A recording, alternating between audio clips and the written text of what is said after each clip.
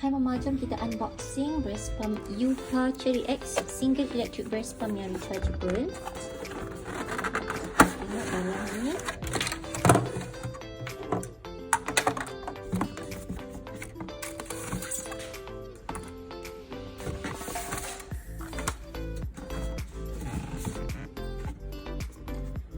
So dalam kotak ni Mama akan dapat ada warranty card.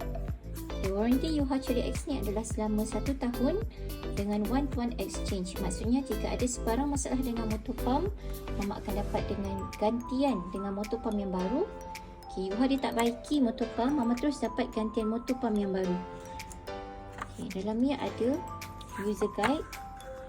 So dia bagi tahu cara nak pasang, cara nak guna, cara nak basuh.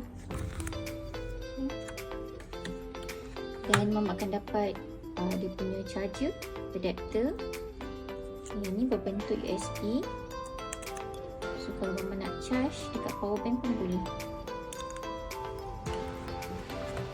Ada satu motor pump. Mama dapat bag pouch yang ni. So Mama boleh guna untuk nak simpan spare part, corong dan sebagainya. Ada satu single tube. Mama dapat juga ada puting dengan penutup botol sekali.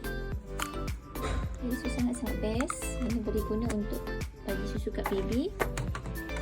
Dan juga Mama akan dapat satu set corong dengan penutup dia sekali. Cover ni guna dia adalah untuk elak daripada habuk masuk selepas Mama dah siap cuci corong ni. Dan Mama akan dapat extra ada satu valve. So sangat-sangat best. Okay, so ni semua item yang Mama akan dapat dalam satu original box breast pump Youha Cherry X. Bye Mama semua, happy breastfeeding.